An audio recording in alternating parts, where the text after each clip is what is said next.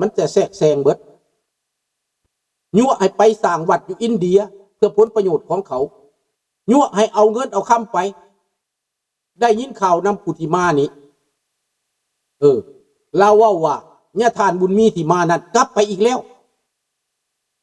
เพิ่นกลับไปอีกแล้วว่าซั่นข้าพเจ้าก็เลยตั้งคำถามว่าเพิ่นกลับไปนี่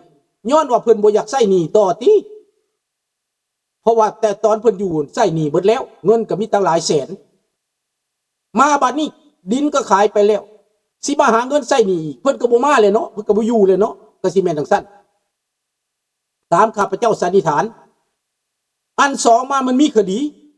มันมีการฟ้องการร้องกันสิเอาเพิ่นมาเป็นเครื่องมือนี่เล่าก็สิบ่อยู่เลยติก็เลยกลับได้ยินข่าวว่ากลับไปแล้วว่าซั่นพวกที่เฮ็ดวัดก็กำลังมีกำลังใจขึ้นมาว่าญาติท่านบุญมีสิมาพาสร้างพาเฮ็ดนี่บ่มีหยังเป็นของตัวเองได้พี่น้องบ่มีหยังเป็นของตัวเองเด้อดังนั้นเฮาต้องรักษาผลประโยชน์ของเฮาได้วัดที่เจ้าสร้างมาแทบตายน่ะมื้อนึงพวกคอมมิวนิสต์เขามาหยุดเขามาใช้อำนาจมาใช้สิทธิ์ดังในฝรั่งเศสเถียงกันนะ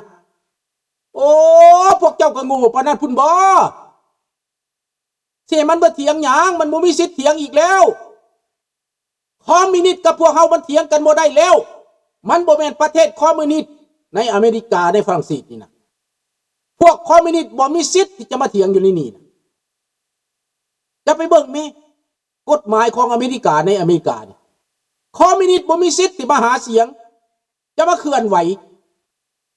ดังนั้นอเมริกาเขาจึงจับตาทูตลาวในตอนนี้ดีแล้วพวกท่านพี่น้องในอเมริกานั่นเขียนจดหมายถึงรัฐบาลการเคลื่อนไหวของคอมมิวนิสต์ในอเมริกาปราบมันโลดท่านโดนัลด์ทรัมป์บ่เอาคอมมิวนิสต์จัดการกับคิวบาจัดการกับเวเนซุเอลาจัดการกับพวกคอมมิวนิสต์และจัดการกับรัฐบาลลาวเรื่องวีซ่าเข้ามาบ่ได้อีกแล้วจะเป็นคูบาจะเป็นไผก็ตามนักท่องเที่ยวบ่ได้วีซ่าปิดตายนักการทูตเว้นเสียแต่อนุญาตไปแล้วนั้นนี่เขากำลังเฮ็ดแหละดังนั้นพวกเขาคนอเมริกาคนที่อยู่ในอเมริกาแล้วนี่ขอพวกท่านจะสามัคคีกันเด้อเข้มแข็งเด้อพี่น้องลาวมงพี่น้องลาวเฮาคือกันให้เป็นน้ำหนึ่งใจเดียวกันเด้อพี่น้องเด้อขอน้ำหนึ่งใจเดียวกันเด้ออยู่รัฐใดเมืองใดก็อย่าให้พวกท่านสามัคคีกันเป็นน้ำหนึ่งใจเดียวเป็นเสียงเดียวอยู่รัฐใดก็ตามศัตรูหมู่มารจะมาใกล้บ่ได้พวกคอมมิวนิสต์จะมาใกล้บ่ได้ถ้าเฮาเป็นน้ำหนึ่งใจเดียวถ้าเฮามีศีลมีธรรมวัดว่าศาสนาเฮาสร้างขึ้นมาเพื่อปัวแปลงจิตใจของพวกเฮาตอนเฮาหนีมาเฮาบ่มีวัดมีวาเฮาบ่มีสถานที่ใดจะมาปิ้นปัวจิตใจที่มันบาดแผลมาข้ามน้ำข้ามทะเลมาอาศัยวัดอาศัยวาเป็นบ่อนปิ้นปัวอาศัยวัดอาศัยวาเป็นบ่อนเต้าโฮมกันบ่อนเห็นหน้าเห็นตาบ่อนหักบ่อนแพงกันแล้วมันมีแผนการสิมายุ่งโยงปลุกปั่นให้แตกแยกพี่น้องที่อยู่ทุกรัฐทุกเมืองไปคิดเบิ่งดูผู้เฒ่าผู้ใหญ่ก็เว้าแหน่อายุ70 80เบาเว้ากระตายบ่เว้ากระตายเว้าทางดีเด้อพ่อตู้เด้อพ่อลุงเอ้ยเจ้าบอกลูกบอกหลานสั่งสอนลูกหลานแหน่ผู้เกิดใหม่อย่ารุ่นนั่นอย่าสิอมขี้แขวหลายปากมันสิเหม็นเว้าแหน่เจ้าเป็นผู้ใหญ่หั่นน่ะลูกหลานเขาก็ฟังอยู่ดอกคันผู้ใหญ่เว้าหั่นน่ะอันนี้บ่เว้าหยังปิดเห็นแก่โตตายคือเก่าบ่เว้าก็ได้อย่าสิย่านหลายความถูกความผิดน่ะแนวดีเป็นหยังสิบ่เว้าข้าพเจ้าเห็นผู้เฒ่าอยู่นี่นะตอนข้าพเจ้ามาใหม่ๆนี่ผิดกันเบ่งใส่กันเดี๋ยวนี้เงียบไผเงียบมันไปกันหมดแล้วความดีบ่ปาไว้ป้าแต่ความบ่ดีไว้อันบ่ดีบ่เว้าบ่ว่าบ่ปากบ่สื่อสารกันคนยิ้วพ่อแม่เขาพาให้เข้มแข็งไปอยู่ไสเขาก็พาเข้มแข็งไปอยู่ไสเขาก็สามัคคีกันเขาอยู่รอด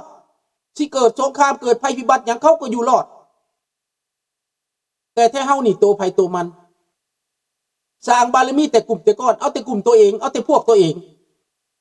เรียนแถวรับทราบเพิ่นเอาพวกตัวเองขั้นโมเมนต์หมู่โมเมนต์พวกตัวเองบ่ได้เรียนแถวน้ำเพิ่นดอกข้าพเจ้าก็เห็นนิสัยของคนอยู่นี่ข้าพเจ้าเห็นเบิดเอาแต่พักแต่พวกตัวเองเรียนแถวรับทราบนั่นแหละเจ้าเสียดหยังกระตายคือกันเจ้าเสียเอาแต่พักแต่พวกกระตายคือกันพี่น้องแต่ฝากความดีไว้แน่สร้างไว้ให้ลูกให้หลานแน่เป็นรักเป็นแกนให้ลูกให้หลานแน่เสียสละแน่ฮู้จักแน่ว่าเฮาเป็นทาสเขานั่นย้อนความอ่อนแอย้อนความบ่เป็นตัวเองของเฮานี้เฮาจึงเป็นทาสให้ระบอบการปกครองให้มันนำมาม่างมาเพพวกเฮาน่ะให้มันนำมาอยู่ย่องปุกปั่นแบ่งแยกนะขีดเส้นใส่ตัวเองได้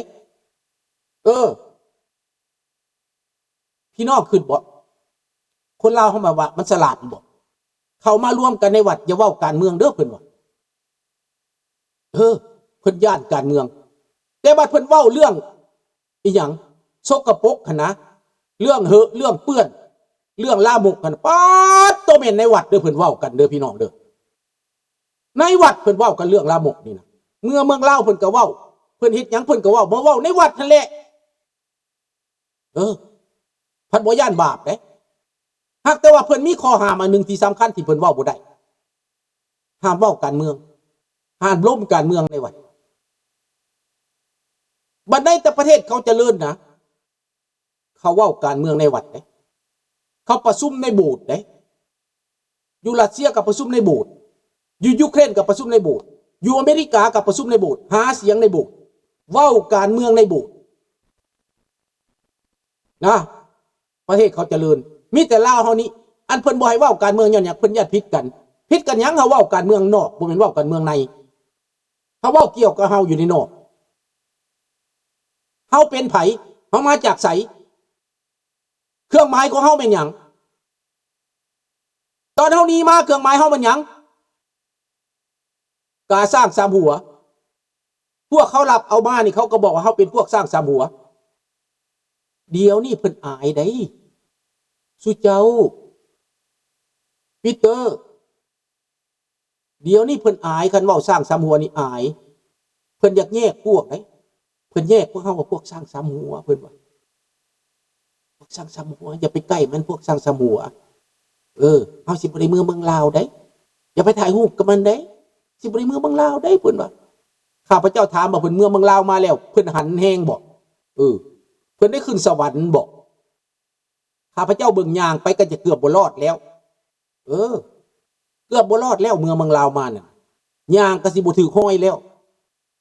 ยังสิมากีดกันยังสิมาใส่ห้ายยังสิมาดูถูกยังสิมาเหยียบย่ำตัวเองอยู่วะผู้เพิ่นได้เที่ยวเมืองลาวเพิ่นก็บ่ได้แข็งแรงกว่าเฮาดอกเพิ่นก็ได้ว่าสิบ่ตายดอกเพิ่นก็บ่ได้ว่าเพิ่นสิบ่ได้เจ็บได้ปิ่นดอก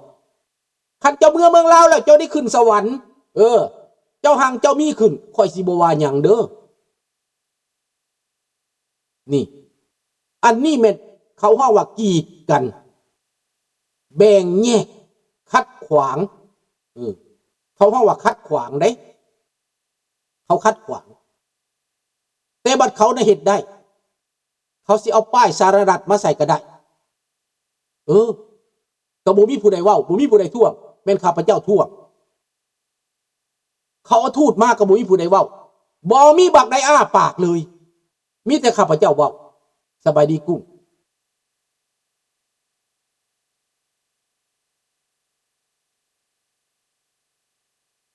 ดังนั้นทุ่งชาติเฮานี้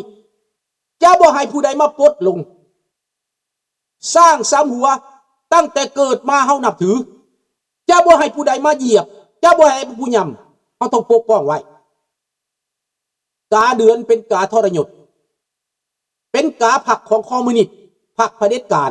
ผักสองไอ้น้องนั้นมันแต่งกันขึ้นมานี่สองไอ้น้องมันก็ตายไปแล้วบักสุพรรณโอกับบักสุดามามันตายหมับหาไปแล้ว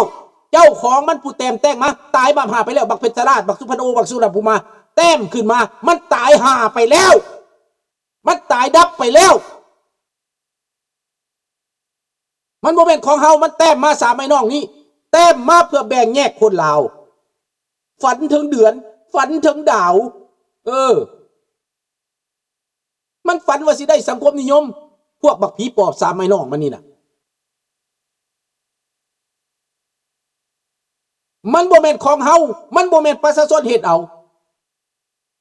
มันเป็นพวกสามไอ้น้องนี้อุปโลกขึ้นมาสบายดีน้องธนพรมันอุปโลกขึ้นมาเพื่อสร้างความแตกแยกมันอุปโลกขึ้นมาแล้วมันจะนำไปเผยแผ่ในต่างประเทศ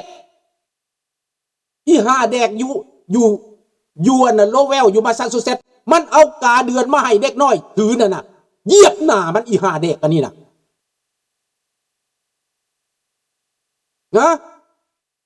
มึงอย่าเฮ็ดอีกตบกระแตหูมันน่ะผู้ใดเห็นน่ะเอาจะมันบ่ได้ออกไปสู่สังคมพุ่นว่าแม่นความหุนแห้งดอกอันนี้น่ะสอนมันเองบอกมันเองมึงแลนตายมาอย่างอีเวนหาห้อยอีสันดานอีสักมึงอย่าอยู่น้ำลาวแดงมึงอยู่น้ำลาวแดงพุ่น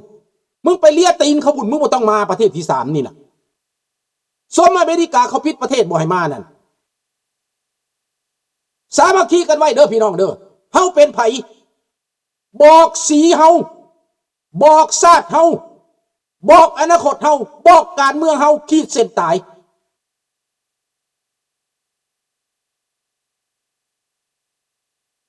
คนลาวนอกยอมบ่ดิยอมบ่เฮาเป็นสีใดนี่นะเจ้าบ่จะเป็นประกาศดอก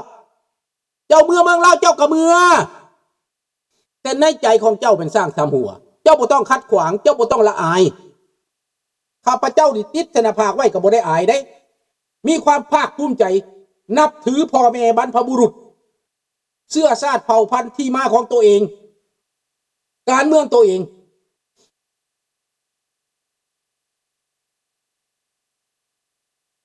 ดังนั้นติดคือรถพี่น้องลาวมุ่งในอเมริกาเฮ็ดเป็นตัวอย่างรถติดทุกคนมีทุกบ้านทุกเรือนนั่นติดขึ้น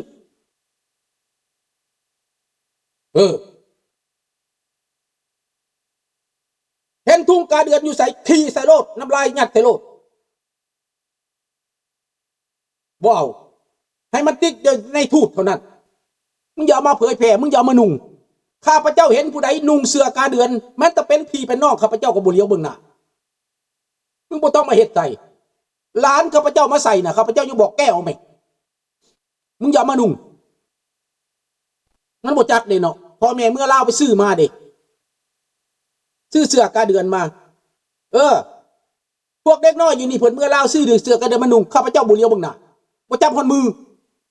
เพราะอยากจับมือมาหยัดใส่ก้นคุณพี่น้องว่ามึงสิมาอวดวะตั้งแต่นี้ต่อไปน่ะประกาศโตโลดพี่น้องในอเมริกาน่ะผู้ใดเอากาเดือนมาขายบักได้กระยาปนามมาโลดผู้ใดพิมพ์เสื้อกาเดือนมาขายนั่นด่าแม่มาโลดมึงหากินน้ำมันนี่บ่มึงขายซาดกินบ่สิโลดเด้อด่าแม่มันโลดเด้อบักขายเสื้อขายทุ่งน่ะมึงเอากาเดือนมาขายน่ะมีบางพวกมาเห็นจังไดเอากาเดือนกับกาสร้างสมัวมาใส่กันมึงว่าเป็นตัวแทนของเราเด็กถามนี่มึงโฆษณาส่วนเสือว่ามึงเคลื่อนไหวการเมืองวะมันต้องเบ้ากันขนาดนี้ได้พี่น้องมันต้องเบ้ากันขนาดนี้อยู่ในหัวใจเฮาพวกอยู่เมืองลาวก็ได้ทุงกาสร้างสมัวอยู่ในหัวใจเฮาแม่นพ่อแม่นแม่บรรพบุรุษเฮาเสื้อชาติเผ่าพันธุ์เฮากาสร้างสมัวนี่อยู่เดือนพุ่นอัมสตรองเอาขึ้นไปปักไว้อยู่เดือนพุ่นสร้างสมัวนี่ไปเหยียบหัวพวกกาเดือนอยู่แล้วนี่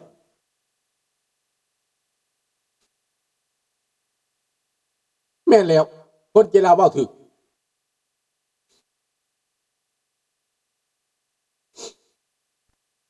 อันนั้นแหละพี่น้องเฮาต้องฮู้จักเฮาบ่ต้องเป็นทาสเขาอีกทาสความคิดทาสความเว้าทาสการเคลื่อนไหวทาสเศรษฐกิจการเมืองเฮาบ่ต้องเป็นทาสเขาอีกพี่น้องประชาชนในประเทศรอวันปลดปล่อย